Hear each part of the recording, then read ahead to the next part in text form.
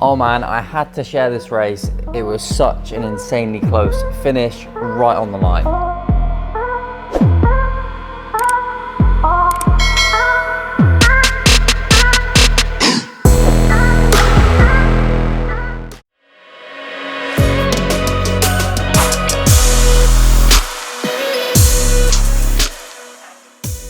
So let's just get straight into this one. I might break it up, or I might just cover the entire thing depending on how boring or entertaining I think it's going to be, or how interesting it's going to be throughout the race. So unfortunately I had a problem right in the middle where my video camera just basically stopped recording. Not sure if it ran out of battery, I don't think it ran out of space, I don't think it was charging enough. But anyway, so I'm here now in the pen, 20 seconds of warming up left, and there's 8 of us, I think, in the pen, about to race this 23k race. It's 5 laps of the volcano circuit, so it's undulating, some ups and downs, and I'm going for the win in this one. I was pumped and ready to go. Didn't warm up as much as I wanted to, but I was definitely going for the win. So starting off, I kind of wanted to start off medium, you know, I wanted to start off hard, but I didn't want to gas myself out. And one good thing about this race was the fact that I'm only in the pen or on the start line with the same people in the same category. So some other races you all start at once, even the different categories. So this time it was just my category starting all at the same time. So in terms of pacing and seeing where you are in the field, it's super easy because you're all in the same category, you're all in the same race. Which is awesome. So I like that about this race, and that's kind of one of the reasons why I wanted to go for the win. And it's fairly short, and I had it in the diary, so I didn't train particularly hard beforehand, so I've got no excuses in terms of that. So anyway, 30 seconds in and away we go. So we're all in the pack, there's only 8 of us, so all of us are together at the moment, which is really nice, and we'll just see how it goes. So it's a hilly loop. And you can see the start there. I've obviously started in the red and the yellow as per normals with racing. Beats per minute is up at around 152, 151 beats, which is fairly good for me. That's completely fine. I can manage to kind of sustain that. The watts are still quite high, can't really sustain that, but I want to stay near the front the whole way around on this one, and then at the end we'll see what sort of sprint finish it comes down to. And it comes down to such a close finish. You can see I got the aero helmet, and unfortunately I don't have my kind of companion app linked up, so I can't use the power-ups, which is a bit of a pain, and that becomes even more of a pain towards the end. So this is still apparently the lead-in of the 22.3k race, and you can see on the top bar it's got that grayed out bar, and then it's filling in blue as to how close you are to the finish line. And the lines I realized were the laps. So, you know, that's useful for pacing. So that's basically the start. Obviously it starts out nice and hard like most Zwift races do. And then you get in that sort of pack, and we're on the same category. So it's kind of fairly straightforward to start on this one. And then hopefully it's gonna settle in for me, and then I can just maintain it and we can stay in a big group. And we'll see if anyone tries to break out and go off the front a bit later on. But I think we'll zoom through a little bit of this, steady bit at the start, and we'll have a look at what's going on sort of in the middle of the race. All right then, so we're now 12 minutes and 40 seconds in, 14.8k until the finish, and we're going up a bit of a hill now. So this is interesting, and this is actually the second lap of the 5, and you can see it's been pretty tame so far because my graph is more in the blue and the green and the yellow. There's not much red going on, but you can see here I'm kind of getting dropped off the back, which is scary because when there's only 8 riders, if you get dropped off the back, there's basically no chance of you catching up. So I need to do something here to pull it out the bag to catch up, because otherwise they get such a better draft bonus that there's just no hope. So I have to go into the red here, dip into the red zone, burn some matches, and work hard just to get onto the back of these guys, and it's kind of easy for me to go into the red zone going up a hill.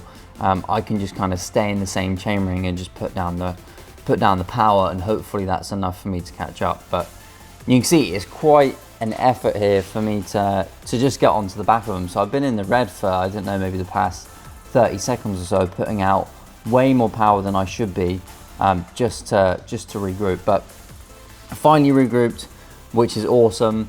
And then I'm going straight to the front. So I'm eating some air now, eating some wind. So don't really want to be doing this throughout the race, just falling off the back and then burning loads of energy, just trying to catch up. I just need to stay in the pack. And because that's the most efficient way to do things. And then when it comes to the end, you can have that kind of sprint finish. That's kind of the best way to race. You don't want to be spending too much time at the very front, because then you're taking most of that kind of wind resistance. And you definitely don't want to be falling off the back all the time, because then you're going to have to burn lots of extra energy just to catch up with the front group that have that better draft bonus. So we regroup here, and then again I just stay in the pack. It gets a bit tamer again, so my power coming down a little bit, and I'm able to stay in the same group, putting out sort of green zone power, blue zone power. So nice and easy. Heart rate's 150 beats per minute, so that's all good. And I remember feeling pretty good at this point, because I feel like, you know, I can sustain this all the way to the end, and I've still got some in the legs to really give a sprint finish, which is awesome. Now let's zoom up again, and we'll push through a little bit of this. All right, skipping forward. So we're now 24 minutes in, just 7.3K left to go, which at this speed isn't going to take too long at all. And what's been awesome is I've managed to stay with the group, and I've managed to keep the power nice and low and just keep in that group. So I'm feeling good. I don't feel like I've burnt loads of energy and I'm struggling to hang on. I'm feeling pretty awesome at this point. And I'm sitting towards the front of this group, coming in second at the moment, third, fourth, but sort of in the middle of the pack of the 8, which is good. But then we go up into the volcano, and this is the bit that keeps getting me every time. So I'm putting out a lot of power. So when this group goes uphill, we're really putting in a lot of power, and people are trying to drop each other and not get dropped themselves. So going up into the red because of the incline, and still I'm falling off the back a little bit, which is concerning, because when it comes around to the last lap, I really don't want to get caught here and they just take off. I need to be careful that doesn't happen towards the end. So going into the red, managed to regroup, don't fall behind too much, which is fine. And then it kind of levels off a bit. We're kind of stringing out a bit here, but nothing crazy. I think we'll manage to get back on the back of this one. It's just 2 of us back here now. Going uphill again a little bit, not massive amounts.